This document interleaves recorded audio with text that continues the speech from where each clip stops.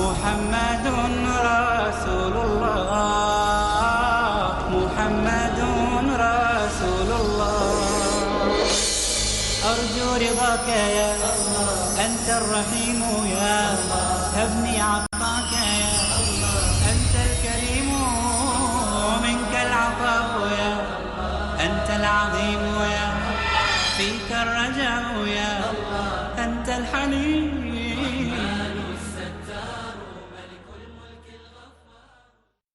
السلام علیکم ورحمۃ اللہ وبرکاتہ. الحمد للہ رب العالمین والصلاة والسلام علی رسولہ الکریم وعلی آلہ وصحبہ اجمعین ومن تبعہ بإحسان الی یوم الدین. اما بعد. محترم بھائیوں اور بہنوں، حدیث کی بہت ہی مشہور کتاب ریاض الصالحین کا ہم تفصیل سے مطالعہ اور ہر باب کا نچوڑ اور خلاصہ آپ کی خدمت میں پیش کر رہے ہیں. حدیث کا یہ ذخیرہ امام نووی رحمۃ اللہ علیہ، جو 7ویں صدی ہجری کے بہت بڑے عالم اور محدث گزرے ہیں، انہوں نے صحیح مسلم کی بہت ہی اچھی شرح لکھی اور اسی طرح مختلف کتابیں انہوں نے لکھی ہیں. اس میں سے ایک ریاض الصالحین بھی ہے. ذخیرہ احادیث سے کھنگال کر انہوں نے یہ حدیث کی کتاب مرتب کی، جس کے ذریعے سے ہم اپنے ایمان اور عقیدے کو مضبوط کر سکتے ہیں، اعمال کو درست کر سکتے ہیں اور اپنے نفس کا تزکیہ کر سکتے ہیں. اگر کوئی شخص یہ چاہے اپنے اعمال کو قرآن و سنت کی میزان میں بہتر بنائیں اور اپنے نفس کی کدورتوں سے نفس کو پاک و صاف کریں، تو اس کے لیے یہ کتاب ایک بہت بڑا تحفہ ہے. اور یہ تحفہ ہے ائمہ کرام، خطباء مساجد اور تمام لوگوں کے لیے، اس لیے کہ امام نووی رحمۃ اللہ علیہ اس میں ہر چیپٹر کے بعد، ہر باب کے بعد قرآن کریم کی آیات، پھر اس کی متعلقہ جو احادیث ہیں وہ نقل کرتے ہیں کہ قرآن و سنت ہی تو ہے جس کے ذریعے سے ہم اپنی زندگیوں کو سنوار سکتے ہیں، سجا سکتے ہیں، آخرت کو بنا سکتے ہیں. اس کے لیے ہماری گزارش ہے تمام بھائیوں اور بہنوں سے کہ وہ قرآن و سنت سے محبت کرنے والے بنیں، حدیث کو پڑھیں، حدیث کو سمجھیں اور حدیث کے مطابق اپنی زندگی بسر کریں. اسی میں دنیا کی بھی کامیابی ہے اور آخرت کی نجات بھی ہے. ترتیب کے ساتھ اگر آپ حدیث کی کتاب پڑھیں گے تو گویا معلوم ہوگا کہ ہم رسول اکرم صلی اللہ علیہ وسلم کی مجلس میں پہنچ گئے. ہم صحابہ کرام کے ساتھ بیٹھ کر اقوال نبی صلی اللہ علیہ وسلم کو سن رہے ہیں. ہم نبی کریم صلی اللہ علیہ وسلم کے ارشادات براہ راست سن رہے ہیں. یہ فائدہ ہوگا ہمیں. آج کا جو نیا باب ہے اس کے بارے میں باب الکرم والجود والانفاق فی وجوہ الخیر، کہ آپ کے اندر سخاوت، دوسروں کی مدد کا جذبہ اور نیکی کے کاموں میں خرچ کرنا، اس سے متعلق یہ چیپٹر ہے. خرچ کرنے کے بارے میں. خرچ تو ہر آدمی دولت کرتا ہی ہے، مگر خرچ کرنے کے انداز مختلف ہیں. ایک آدمی صرف اپنے لیے خرچ کرتا ہے، یعنی جو کچھ اس نے کمایا وہ کوشش کرتا ہے کہ صرف میرا اس سے فائدہ ہو. کچھ لوگ ایسے ہیں شر اور برائی کی طرف لے جاتے ہیں اپنی دولت کو، کماتے محنت سے ہیں، خرچ کرتے حرام اور ناجائز جگہوں پر. اور کچھ ایسے ہیں جو جتنا کماتے ہیں اس کا ایک حصہ اپنی ذاتی ضروریات پر لگاتے ہیں، ایک حصہ محتاجوں کی، مجبور لوگوں کی مدد میں لگاتے ہیں. اور یہی سب سے درست طریقہ ہے کہ آپ دولت کمائیے حلال طریقے سے، جائز طریقے سے، اور خرچ کیجئے جائز اور حلال راستے پر. اس میں اپنی ضرورت بھی ہے، گھر بار کی ضرورت بھی ہے، اور اس کے ساتھ ساتھ جو لوگ مفلوک الحال ہیں، مجبور ہیں،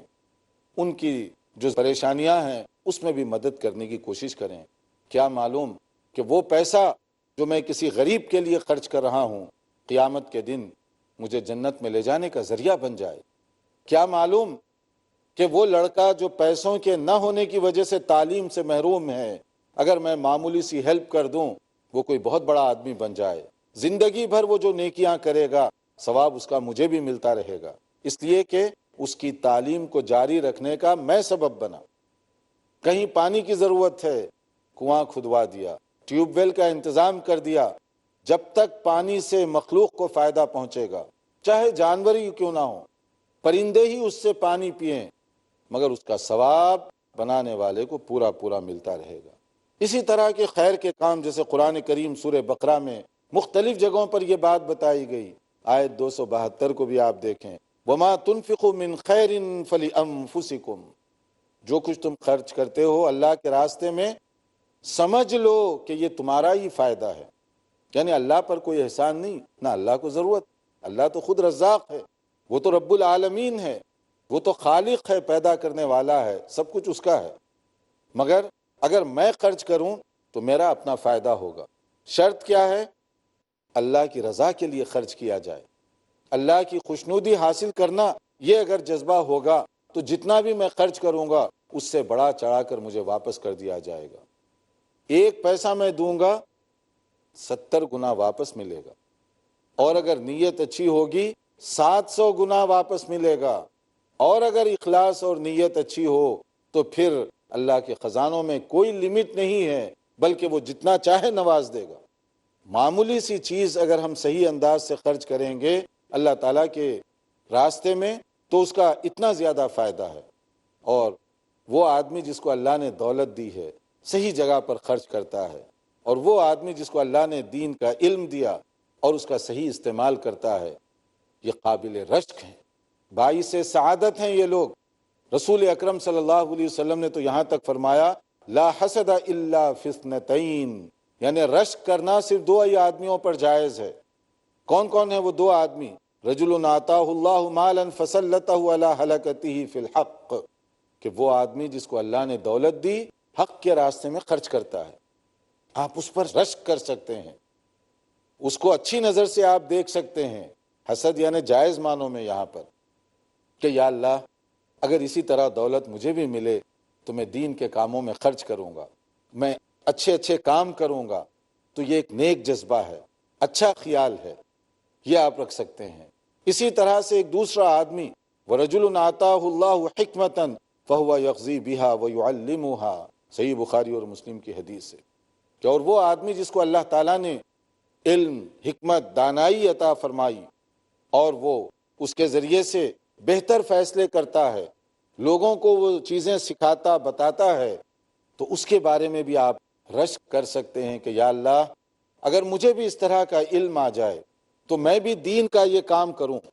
یا میری اولاد کے اندر بھی یہ دین فہمی پیدا ہو جائے تو وہ بھی دین کا یہ کام کرنے والے بن جائیں۔ عام طور پر دوسروں کی دولت دیکھ کر تو ہمیں خیال آتے ہیں، جیسے ہم راستہ چل رہے ہیں، ہم نے دیکھا سامنے سے ایک کار فراٹے بھرتے ہوئے جا رہی ہے، فوری ہمارے دل میں خیال آتا ہے کاش میرے پاس بھی ایسی کار ہوتی۔ ہم دیکھتے ہیں اونچی بلڈنگ، دل میں خیال آتا ہے کہ کاش ہمارے پاس بھی ایسی بلڈنگ ہوتی۔ ہم کسی کی لگژری لائف دیکھتے ہیں، پرتعیش انداز زندگی، تو ہمارے دل میں خیال آتا ہے کاش ہماری زندگی بھی ایسے ہی بسر ہوتی۔ ان چیزوں کو دیکھ کر ہم رشک کرتے ہیں، ان میں رشک کی بات نہیں ہے، بلکہ اصل رشک یہ ہے کہ کوئی آدمی خیر کا کام کر رہا ہے تو آپ کے دل میں ہونا چاہیے کہ یا اللہ اگر مجھے بھی توفیق دے دے تو میں بھی یہ اچھا کام کروں، مجھے بھی اگر دولت مل جائے تو میں بھی اچھے کاموں میں اس کو خرچ کروں، یا اسی طرح سے یا اللہ اگر میرے پاس بھی علم آ جائے تو میں بھی اس کے ذریعے سے خیر کو پھیلانے والا بن جاؤں،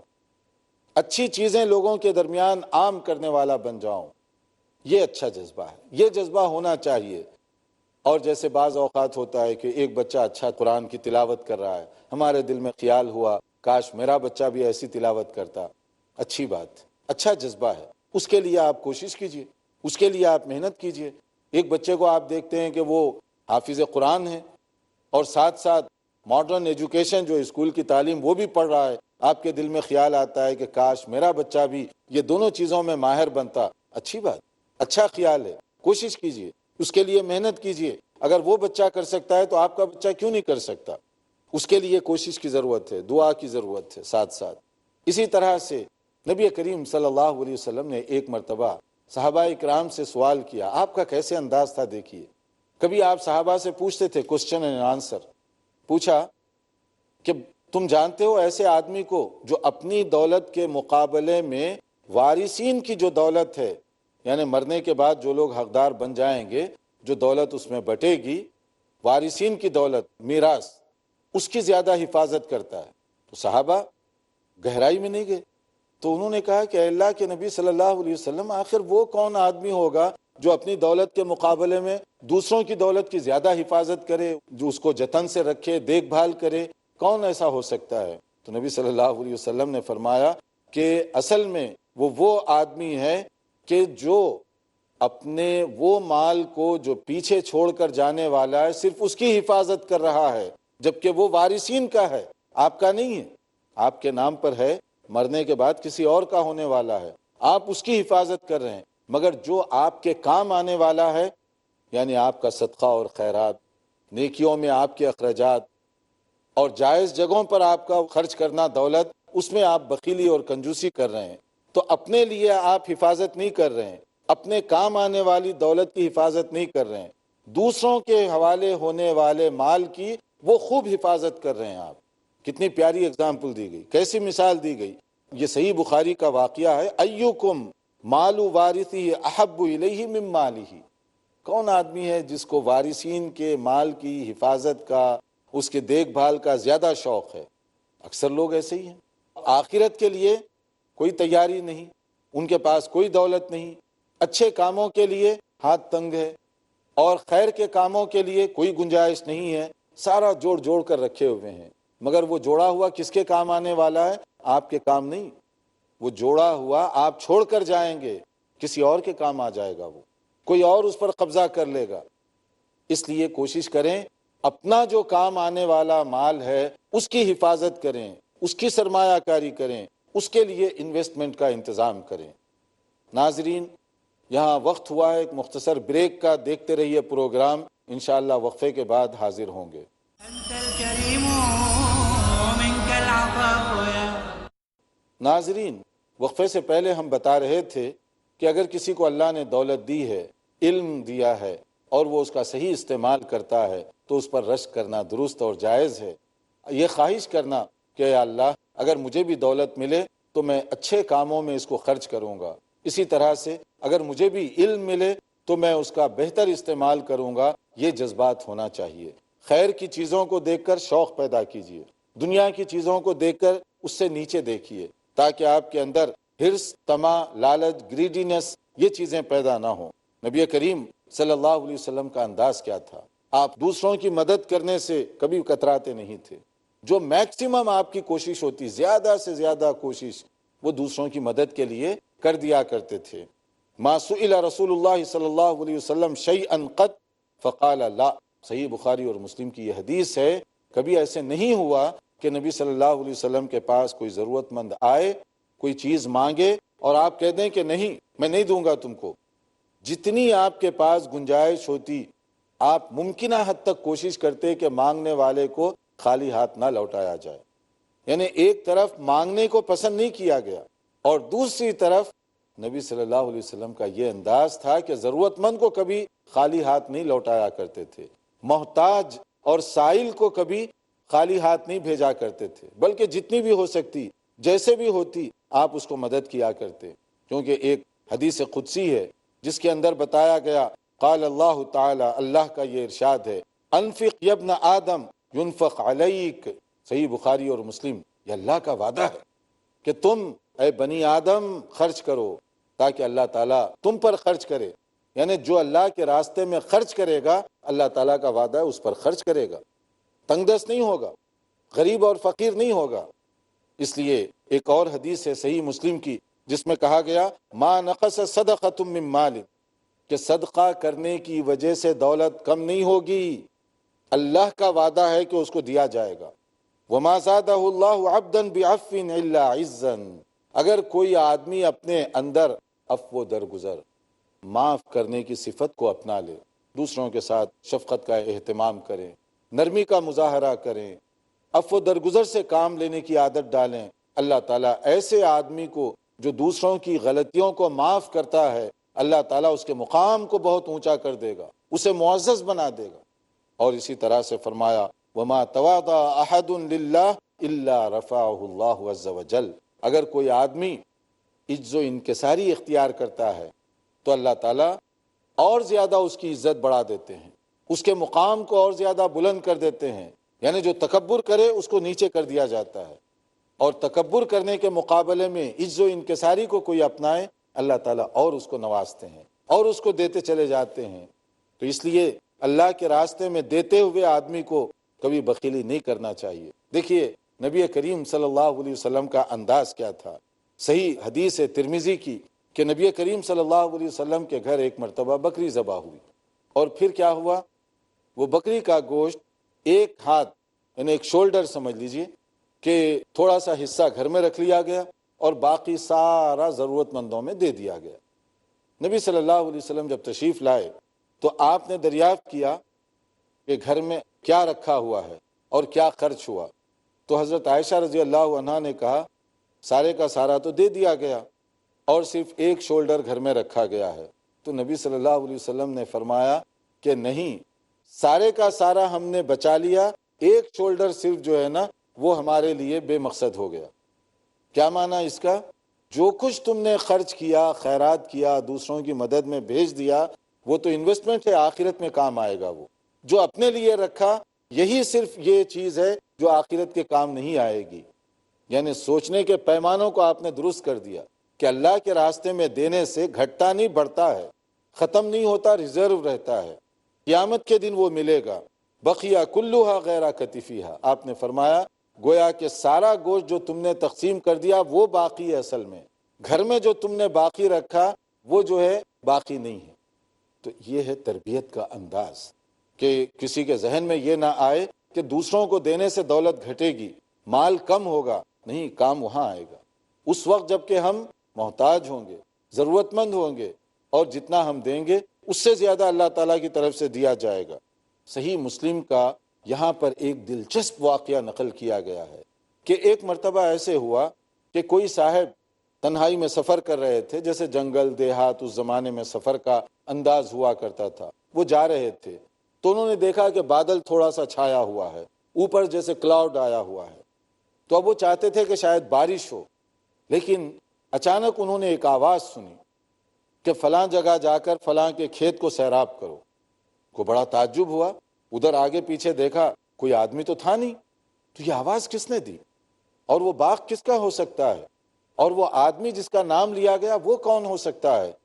کہ کہا جا رہا ہے کہ فلاں جگہ جا کر وہاں برسو تاکہ اس کے کھیت کو فائدہ پہنچے۔ اب وہ چلتے چلتے گئے، تھوڑی دیر کے بعد انہوں نے دیکھا کہ وہاں بارش ہو رہی ہے۔ جب وہاں بارش ہوئی، پانی جو جمع ہوا وہ بہہ رہا تھا، اور اس کے بعد وہ ایک کھیت وہاں پر پڑتا تھا، کوئی ایک فارم تھا کسی کا باغ، وہاں پر وہ پانی جا رہا ہے، اور وہاں ایک آدمی کھیتی باڑی کے کام میں مصروف ہے، اپنے باغ کی سینچائی کر رہا ہے۔ تو انہوں نے اس سے پوچھا کہ بھائی آپ کا نام کیا ہے؟ تو انہوں نے اپنا نام بتایا۔ پھر انہیں تعجب ہوا کہ آپ کون ہیں، کہاں سے آئے، کیوں میرا نام پوچھ رہے ہیں؟ تو انہوں نے کہا کہ میں نے ایک عجیب سی بات دیکھی ہے، تو میں معلوم کرنا چاہتا تھا کہ آخر یہ کون آدمی ہے جس کے ساتھ یہ خصوصی معاملہ کیا گیا ہے۔ کہا کیا دیکھا تم نے؟ تو انہوں نے اپنا واقعہ بیان کیا کہ میں جا رہا تھا، دیکھا کہ وہاں بادل چھائے ہوئے ہیں، اور پھر آواز آئی جس میں وہی نام لیا گیا جو تم بتا رہے ہو، یعنی گویا تمہارا نام لیا گیا، اور کہا گیا کہ یہاں جا کر برسو۔ اس لیے میں اس کے پیچھے پیچھے چلا آیا کہ دیکھوں آخر یہ بادل کہاں جاتا ہے، کہاں برستا ہے۔ تو میں معلوم کرنا چاہتا ہوں کہ آخر آپ وہ کون سا کام کرتے ہیں کہ اللہ تعالیٰ آپ کے لیے یہ غیب سے انتظامات فرما رہا ہے۔ تو انہوں نے کہا اگر تم نے پوچھ ہی لیا تو پھر میں بتاؤں گا، ورنہ عام طور پہ تو نہیں بتاتا میں، لیکن آپ آئے ہیں اس مقصد کے لیے اور پوچھنا چاہتے ہیں تو میں بتا دیتا ہوں کہ جب بھی فصل کاٹنے کی جب باری آتی ہے، ہارویسٹ سیزن جب بھی آتا ہے، تو جو بھی فصل کٹتی ہے تو میں اس کے 3 حصے کرتا ہوں۔ ایک حصہ اس کا غریب، محتاج، ضرورت مندوں میں خیرات کر دیتا ہوں، جو بھی کماتا ہوں، جو بھی کھیتی سے حاصل ہوتا ہے، ایک حصہ ان کے لیے نکالتا ہوں، ایک حصہ اپنے گھر بار کی ضروریات پر خرچ کرتا ہوں، بیوی بچوں کی، اور ایک حصہ آئندہ جو کھیتی کے لیے ضرورت پڑتی ہے اس کو میں محفوظ کر کے رکھ دیتا ہوں۔ یہی میں کرتا ہوں۔ شاید اللہ کو میری یہ ادا پسند آ گئی اور اس لیے میرے ساتھ یہ خیر و برکت کا معاملہ کیا جا رہا ہے۔ تو اس میں دیکھیے کہ اگر کوئی آدمی اللہ کے دین کے لیے کچھ خرچ کرتا ہے، اللہ کے راستے میں کچھ خرچ کرتا ہے، ضرورت مندوں پر کچھ خرچ کرتا ہے، خیر اور نیکی کے لیے کچھ خرچ کرتا ہے، اللہ تعالیٰ کیسے غیب سے اس کو لوٹا دیتے ہیں، کیسے اس کا انتظام کیا جاتا ہے، کس کس طریقے سے اس کی دولت میں برکت دی جاتی ہے، ہم یہ سمجھتے ہیں کہ اپنی محنت سے کمائیں، کیوں دوسروں پر خرچ کریں، یا ہم دوسروں کو دیں گے تو خود کنگال بن جائیں گے، یہ شیطانی ورغلاہٹ ہے، شیطان یہ دھوکہ دے رہا ہے۔ ایسے نہیں ہے، اللہ تعالیٰ غیب سے انتظامات کرنے والا ہے، اس کے خزانوں میں کوئی کمی نہیں ہے، وہ جتنا چاہے جب چاہے دے سکتا ہے۔ اس کے بعد ایک اور باب ہے جس میں اس کا اپوزٹ باب النہی عن البخل والشح، یعنی بخیلی اور کنجوسی، اس کی ممانعت کر دی گئی۔ جیسے پہلے چیپٹر میں دینے کی فضیلت بتائی گئی اور دوسرے باب میں بخیلی اور کنجوسی سے منع کیا گیا، کیونکہ مسلمان کنجوس نہیں ہوتا۔ بخیلی کی صفت نہ اللہ کو پسند ہے، نہ اللہ کے نبی صلی اللہ علیہ وسلم کے اندر یہ عادت اور یہ طریقہ تھا، بلکہ یہ ناپسندیدہ لوگوں کا انداز اور طریقہ ہے۔